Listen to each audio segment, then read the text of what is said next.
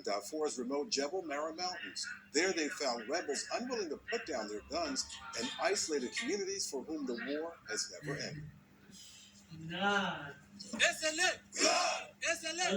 For these rebel fighters in the Sudanese region of Darfur, the war against the capital is far from over.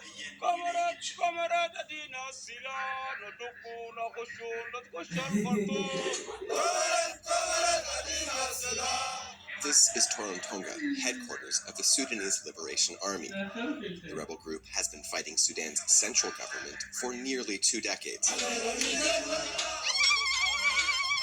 These fighters are doing daily drills of marching and dancing in a routine that prepares civilians to become rebel soldiers.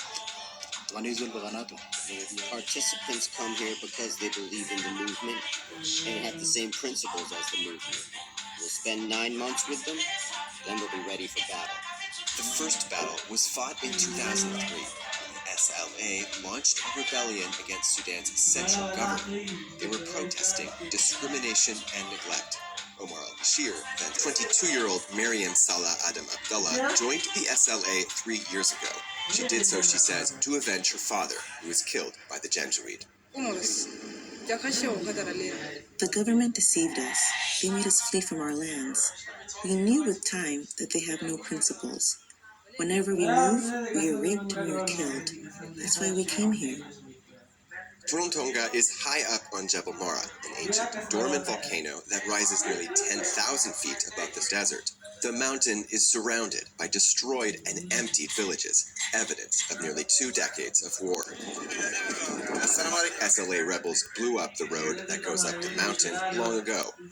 Today, the only way in is by foot, camel, or donkey. So we've been on a donkey for about 6-7 hours. We're approaching the SLA headquarters. It's extremely remote. There are no roads anywhere near here. Unlike the rest of Darfur, this area is lush. Water is plentiful from both rainfall and the mountain's spring-fed rivers.